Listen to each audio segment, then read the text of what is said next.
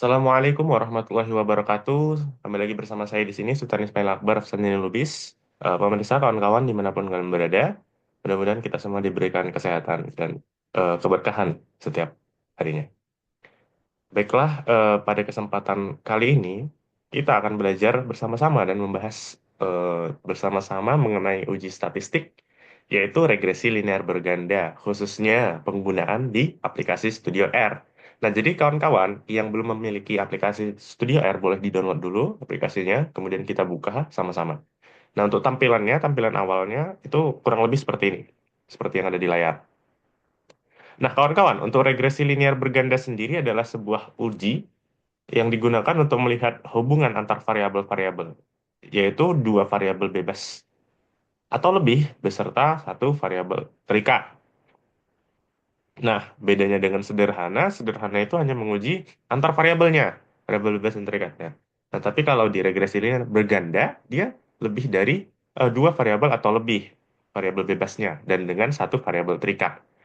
Nah, untuk aplikasi Studio R-nya, seperti biasa dalam menggunakan aplikasi Studio R, kita buat dulu file new-nya di sini, kemudian kita namai di sini. Saya namai dia regresi linear berganda statif atau statistika inferensial. Nah, kemudian setelah ini, kita impor dulu filenya. Kalau saya di sini menggunakan file dengan format Excel, maka kita impor datasetnya dari sini juga bisa. Ini banyak pilihannya, ada SPSS, SHS, Tata, terus ada teks, ada read-r, dan sebagainya.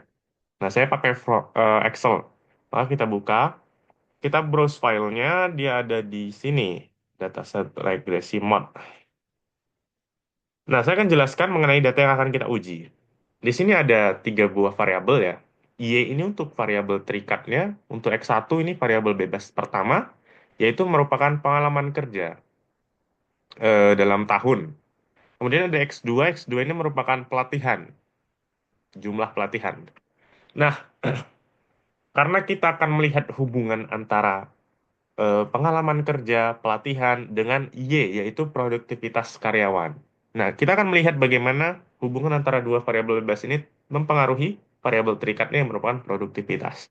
Nah, kita import aja seperti ini. Nah, setelah kita import, muncul datanya. Ini ada berjumlah 30 sampel ya. Ada X1, X2, dan juga Y-nya ada semua. Nah, kemudian setelah data Excel yang kita import, kita bisa kembali ke sini, laman codingannya.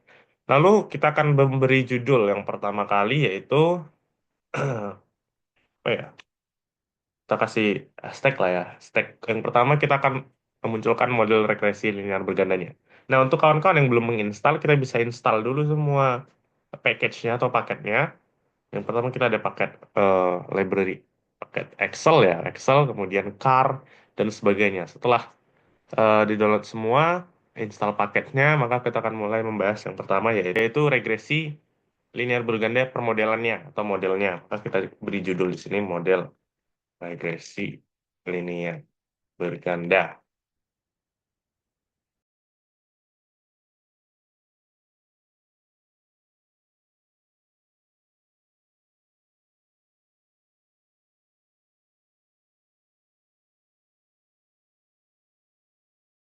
Nah, selanjutnya kita namai modelnya menjadi programnya menjadi model ya, model aja. Kita namai. Kemudian kita kasih pemisah yaitu seperti ini. Setelah itu di LM, kemudian kita buka kurung. Di sini yang kita masukkan adalah variabel terikatnya terlebih dahulu. Variabel terikat tadi Y kalau di tabel. Kita lihat dulu. Nah, Y ya variabel terikat. Lalu kita beri tanda pemisah seperti ini. Kemudian masukkan X1 yang merupakan variabel keduanya X1 ini. Masukkan X1 kemudian ditambah dengan X2. Lalu koma, kita masukkan nama filenya. Nama filenya adalah dataset regresi mod. Nah, ini nama filenya karena file Excel yang sudah kita import, jadi nanti akan muncul sendiri dataset. Nah, ini seperti ini. Kita enter.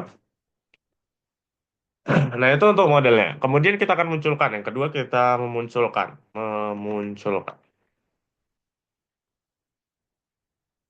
model. Nah, kita pakai codingan summary ya. summary, kemudian namai yang nama program yang di atas sudah kita namai sebagai model, kita namai model. Nah, ini ada model. Nah, setelah dinamai kita bisa mulai run aja dulu dari modelnya. Nah, sudah kelihatan di sini kawan-kawan. Di sini ya sudah kelihatan. Di sini ada residualsnya, yaitu ada AQ minimal, median, 3Q, kemudian max, dan sebagainya.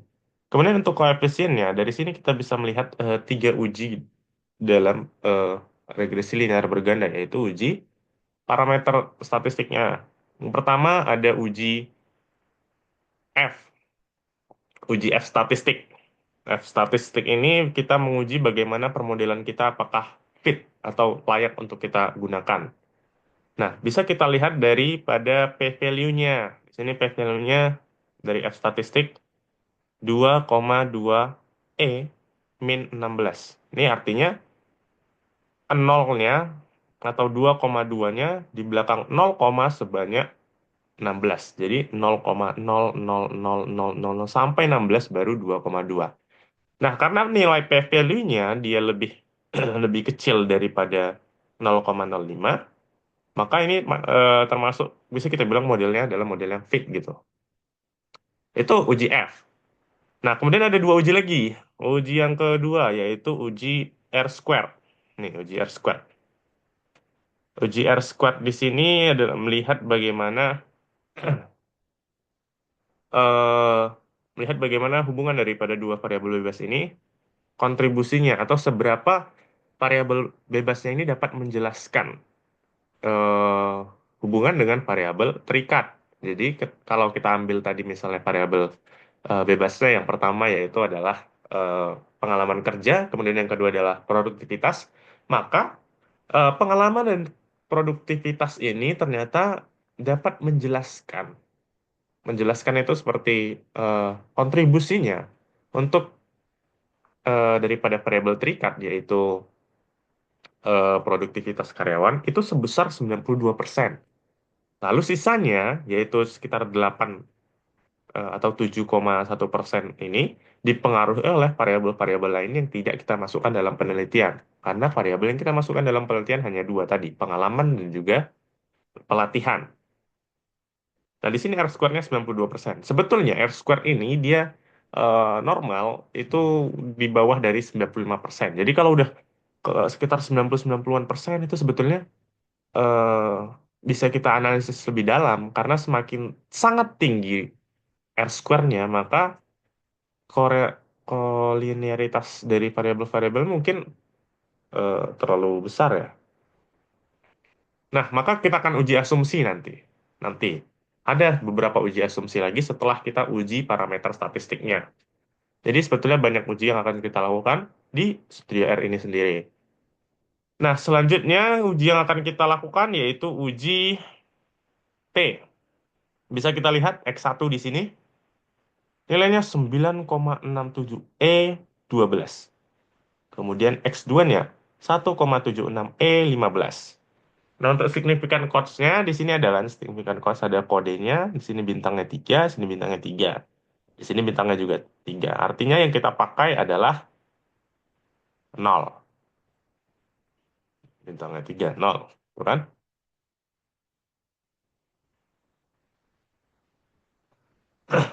Nah, bisa kita lihat karena dia E12, maka 0,0 sampai 12 baru setelahnya 9,67. Nah, artinya ini lebih kecil daripada 0,01 ataupun lebih kecil pada 0.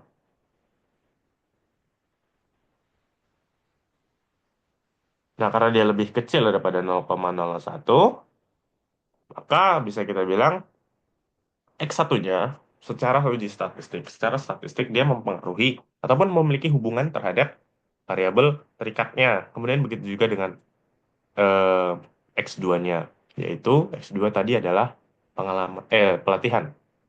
Nah, kemudian ada estimasi. Nah, estimasi ini maksudnya apa? Dari sini kita bisa bacakan sebuah permodelannya. Permodelan itu seperti kayak eh, ramalan atau ya peramalan, Y topi gitu. Y topi sama dengan Dia interceptnya 11,18399 ditambah dengan 1,44789 x 1 yang merupakan pengalaman dalam tahun ditambah dengan 1,21300 x 2 yang merupakan pelatihan. Nah, artinya setiap pengalaman kerjanya bertambah satuan 1 tahun, satuannya 1 tahun ya. Satuan, dia akan mempengaruhi produktivitasnya atau meningkatkan produktivitas sebanyak 1,44 satuan. Begitu juga dengan S2. Jika X2 yang merupakan pelatihan bertambah banyak satu, maka dia akan mempengaruhi daripada produktivitasnya atau meningkatkan produktivitas sebanyak 1,21 satuan. Nah, artinya di sini kedua variabel ini mempengaruhi secara parsial atau secara satu persatu terhadap Y-nya atau produktivitas karyawan tadi. Nah, kemudian karena kita lihat di sini dia sudah valid gitu, maka kita bisa lanjut lagi untuk menganalisis lebih dalam. Apa yang kita akan analisis yaitu asumsi daripada data-data yang kita gunakan. Ada beberapa uji asumsi nantinya yang akan kita gunakan di sini. Nah, bagaimana saja uji-ujinya? Kita akan lanjut ke bagian kedua. Bagian keduanya yaitu uji asumsi. Kita langsung memisah ke judul uji asumsi. Yang pertama itu uji normalitas dulu. Ada beberapa uji normalitas yang bisa kita gunakan. Di sini kita akan menggunakan uji normalitas dengan Sapiro. Jadi untuk kawan-kawan yang belum download paket daripada Sapiro, tinggal klik install Sapiro aja di sini. Install package, install.package, baru dalam kurungnya Sapiro dicari. Sapiro Wait ya. Nah, untuk codingannya yaitu masukkan aja langsung Sapiro.test di sini. Lalu kita buat residuals, ya residuals. Lalu yang kita masukkan adalah model. Nah, ini kita akan uji normalitasnya dengan Shapiro Wilt. Maka kita akan run aja di sini. Nah, terlihat di sini untuk Shapiro normality test-nya, yaitu residualnya, ada p-value-nya 0,2886. Nah, untuk p-value-nya, apabila dia lebih besar daripada 0,05, maka dia normal. Nah, di sini terbukti p-value-nya yaitu di angka 0,288. Nah, ini uji asumsi yang pertama. Nah, untuk uji asumsi sendiri ada banyak, karena itu kita harus melihat uji-uji asumsi yang lainnya, bagaimana hasilnya. Apakah ada yang dilanggar, ataukah semuanya terpenuhi. Jika semuanya terpenuhi, maka sangat-sangat baik dan mensupport kevalidan daripada data statistik kita. Kemudian kita masuk uji yang kedua, yaitu di sini kita akan melihat bagaimana eh, plot ataupun grafik dari normalitasnya. Kita bisa pakai QQ ya. Melihat grafik normalitas. Nah, kita bisa pakai kode ini, GQ-norm, residuals, model, kemudian Kiki line, residuals, model juga. Koma, call ini kayak colornya, kita buat red, kemudian LWD sama dengan 2. Nah, ketika kita run ini, grafik normalitas, maka dia akan muncul nanti grafik normalitasnya. Ini merupakan Kiki plot. Jadi terlihat di sini banyak sekali eh, sebaran-sebaran dari datanya. Kemudian ada Kiki line, ini adalah line yang seharusnya. Nih, jadi ini. Atau normal Kiki plot. Maka terlihat di sini dia cukup normal ya datanya, tidak ada yang terlalu jauh. Hanya sedikit saja. Nah, untuk dari data sendiri sebetulnya satu atau dua data yang sebarannya berbeda dengan data yang lain masih dimaklumkan untuk disebut linear. Karena lihat tadi bahwa p value-nya adalah lebih dari 0,05. Yaitu untuk normalitas. Nah, kemudian yang kedua kita akan masuk ke uji multikolinearitas. Kita akan uji multikolinearitas.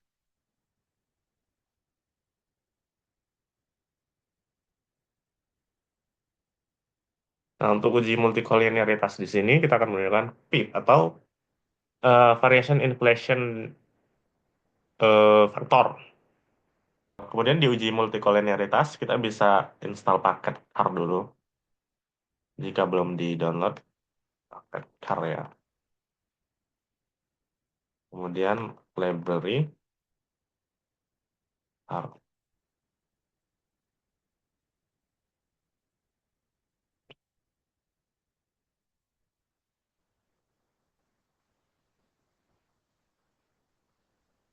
Nah, kemudian kita ambil PIP, kurung model.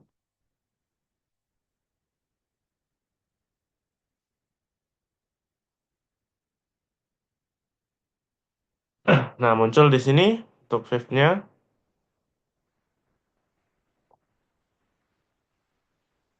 Misalkan kalian lihat di sini Viv-nya yaitu ada di ini 1,00000863 dan 1,00000863. Sama ya nilai X1 X2-nya.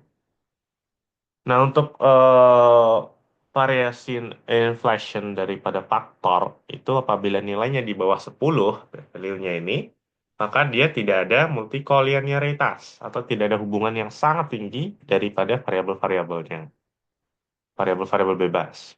Nah, ini artinya dia valid ya.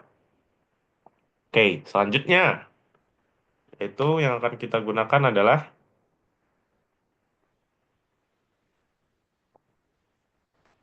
kemudian. Nah, selanjutnya itu uji Pagan atau kita akan melihat uji heteroskedastisitas daripada varian-variannya.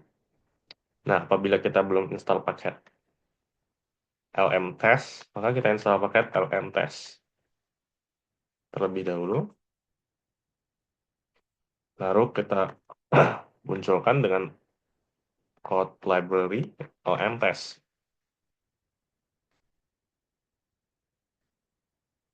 Nah, kemudian setelah itu baru kita ambil PT test. Nih, sini udah muncul lalu model.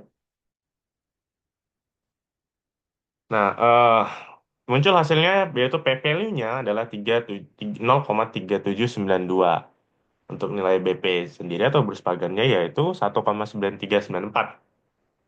Nah, p-value-nya sendiri 0,3792 ini merupakan valid ya atau dia hetero kedastisitas atau variannya konstan atau tidak ada yang melebar daripada varian-variannya. Nah, untuk lihat polanya bisa kita lihat plotnya yaitu dengan kode ini kita buat di bawahnya.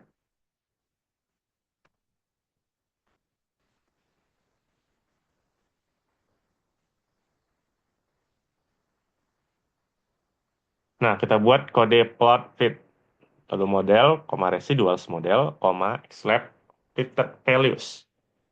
Untuk Y, sumbu Y lab-nya yaitu residuals, kemudian main-nya adalah residual plot. Upline kita kasih hanya sama dengan 0, kemudian colors-nya red, kemudian LWD-nya 2. Ini kita run, kita akan melihat nanti hasil plotnya. Nah, bisa dilihat plotnya itu seperti ini sebaran variasinya. Nah, karena titik-titik ini tersebar secara acak, tidak ada yang kumpul membentuk sebuah eh, apa ya kumpulan, maka termasuk dia acaknya tersebar secara acak. Nah, maka dia termasuk hetero. Nah, untuk asumsi selanjutnya itu kita akan melihat uji korelasi dengan Durbin Watson daripada model.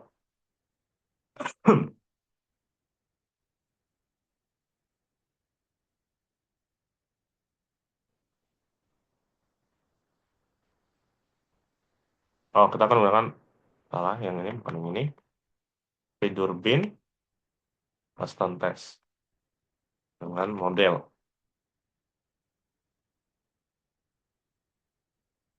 Nah, terlihat di sini untuk p-value-nya adalah 0,284. Nah, bisa kita lihat di sini apabila DW statistiknya itu mendekati 2, maka tidak ada korelasi. Ya, tidak ada korelasi yang tinggi. Jika dia di bawah 1,5, maka korelasinya terlalu tinggi. Dan dia di bawah 1,5, maka rasio terlalu rendah ya. Atau yang paling maklum atau yang paling normal itu dia mendekati 2 dan tidak lebih daripada 2,5, tidak kurang daripada 1,5. Nah, selanjutnya,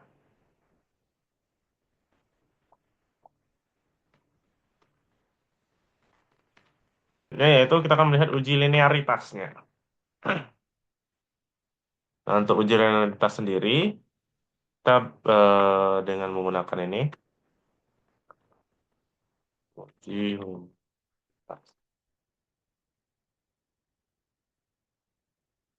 linearitas ya.